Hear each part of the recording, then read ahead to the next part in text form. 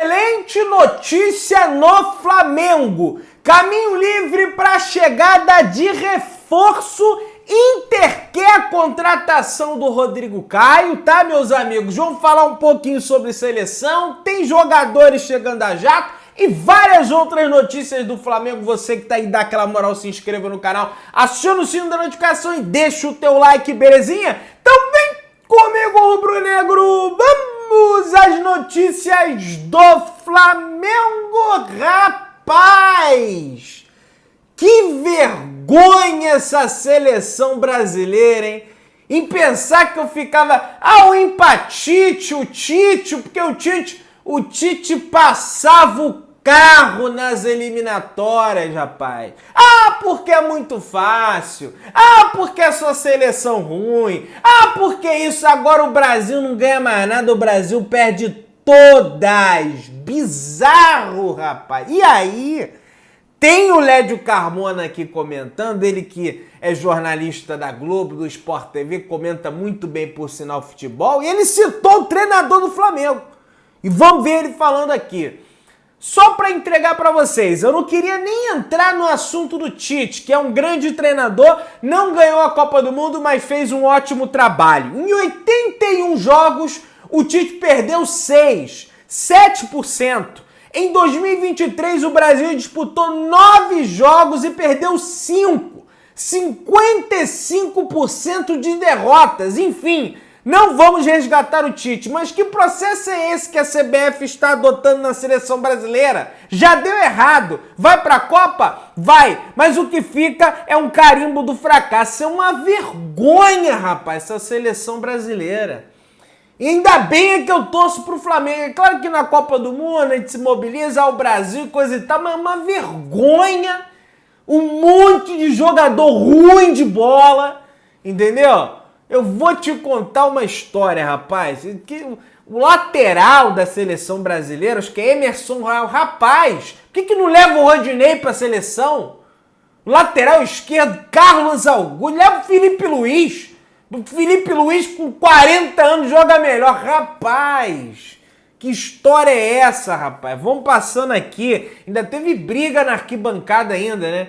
Vou te contar. E aí, estão tentando, né, imputar. Não! Porque o Flamengo e o Fluminense, Pedrão, é o organizador do Maracanã. Então, o Flamengo e o Fluminense não. O comandante da Polícia Militar do Rio de Janeiro comentou: venderam ingresso misto no estádio todo. Tá errado isso. A culpa da briga é da CBF. Não é no consórcio do Maracanã. Não era para eles terem vendido ingresso misto pro estádio todo, ainda mais tratando um jogo Brasil-Argentina. Você já pensou vender ingresso misto no estádio todo do Flamengo e Vasco? Tudo bem, tem os setores mistos ali do lado do campo, mas aí é outra situação. Tem um lado que é só da torcida do Vasco, que é o setor sul, e tem um lado que é só da torcida do Flamengo, que é o setor norte. Ali no misto é uma rapaziada mais tranquila, a gente sabe disso, né? E aí, não que a rapaziada de trás do gol arrume problema, não é isso. Mas tem, aqui é o setor misto, a galera se comporta, coisa. Então agora Brasil e Argentina, você vender ingresso misto, aí é culpa de quem vendeu ingresso. Aí não é culpa do Flamengo, do Fluminense, que nem tá... porque o consórcio do Maracanã... aí não é. Aí desculpa, porque não é. Parece que eu vi o repórter da Globo dizendo que a CBF falou essa história aí. Mas vamos lá, galera. Falando aí sobre os convocados do Flamengo, o De Arrascaeta iniciou a partida no banco de reservas. O Guilherme Varela também iniciou a partida no banco de reservas. Entretanto, o De Arrascaeta entrou aos 73 minutos de partida e jogou mais ou menos ali 20 minutos, 18 minutos, né? 20 minutos contando com os acréscimos ali, né? Foi a minutagem do De Arrascaeta. O Uruguai meteu uma sonora da pancada, 3-0 para cima da Bolívia em Montevidéu. Então, De Arrascaeta jogou quase nada no primeiro jogo contra a Argentina, que naturalmente seria um jogo mais intenso, um jogo mais nervoso na La Bombonera. O Uruguai venceu por 2-0. De Arrascaeta sequer entrou em campo e no segundo jogo ele jogou apenas 20 minutos. Então tá 100% pleno das suas condições físicas para atuar amanhã contra a equipe do Red Bull Bragantino. O Eric Pulgar, que jogou todo o jogo do Chile contra a seleção paraguaia no Chile, não jogou toda a partida contra a seleção equatoriana em Quito. O Chile perdeu por 1-0 na altitude de Quito para a seleção do Equador e o Eric Pulgar foi substituído com 70 minutos de jogo, ou seja, não jogou a partida inteira, ficou mais ou menos ali 20 minutos, 25 minutos, contando com os acréscimos ali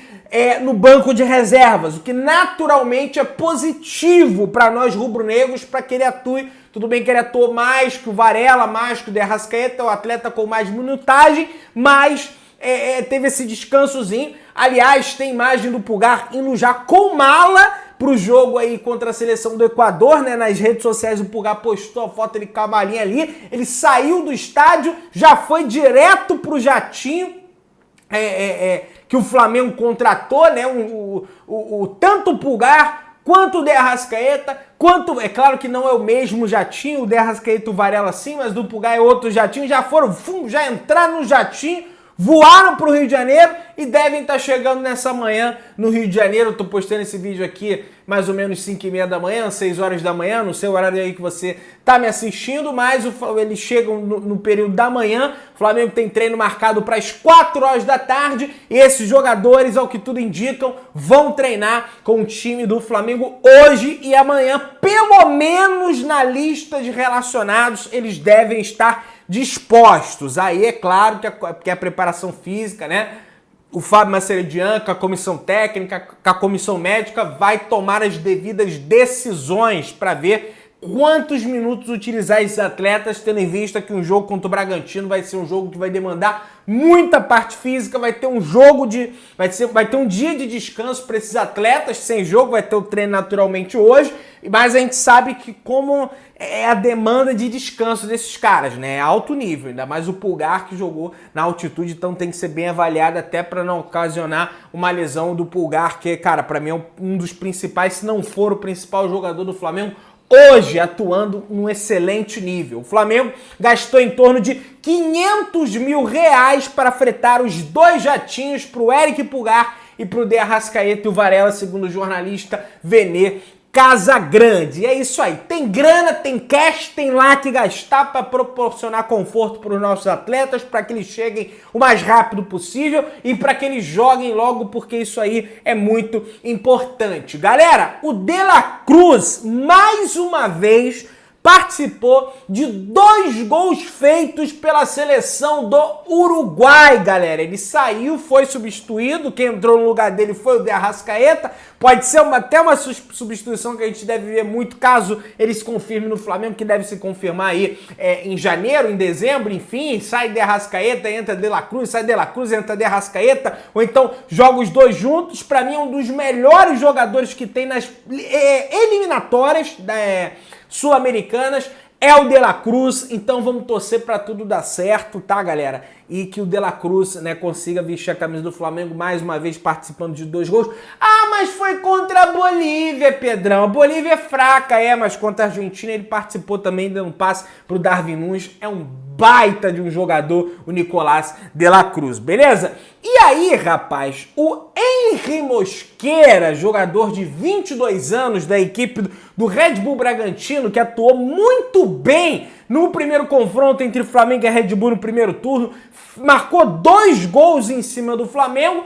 Ele falou o seguinte: um jogo bom, boas recordações desse jogo que eu fiz os gols. Sabemos que é um rival que é forte e vem trabalhando bem, ganhando jogos. Estamos concentrados, é ir lá no Maracanã e ganhar o jogo. Estamos trabalhando para isso, finalizou o jogador colombiano, que teve uma atuação de gala contra o Flamengo no primeiro turno, na vitória do Red Bull Bragantino por 4-0 para cima do Mengão. Então o Flamengo tem que estar atento, tem que estar intenso e tem que dar uma resposta para vencer esse jogo no Maracanã, para somar os 3 pontos, para seguir firme na briga pelo G4, vaga direta na Libertadores e, é óbvio, o título brasileiro, que aí já depende de uma série de resultados, né, do Palmeiras, Botafogo, vamos ver no que vai dar aí. O Botafogo, se eu não me engano, joga apenas na quinta-feira, também não joga hoje, o Campeonato Brasileiro volta hoje, o Botafogo, né, joga na quinta-feira, às 7 horas da noite, contra a equipe do Fortaleza, antes do jogo contra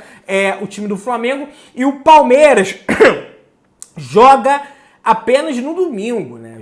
Nem joga agora esse meio de semana, acho que o Palmeiras tem um jogo a mais, enfim, não joga apenas no domingo, então só vai dar para secar o Palmeiras no domingo quando o Palmeiras enfrenta também a equipe do Fortaleza, perdão, às 6h30 da tarde, beleza? Vamos avançando aí, pessoal. E aí, o Pedro Caixinha, técnico do time do Red Bull Bragantino, português, bom treinador, faz um belo trabalho no Bragantino, falou o seguinte: a parte estratégica do jogo será fundamental. Ele comentando agora sobre Brasil e Argentina. Ainda mais quando as forças se equiparam tanto como Brasil e Argentina.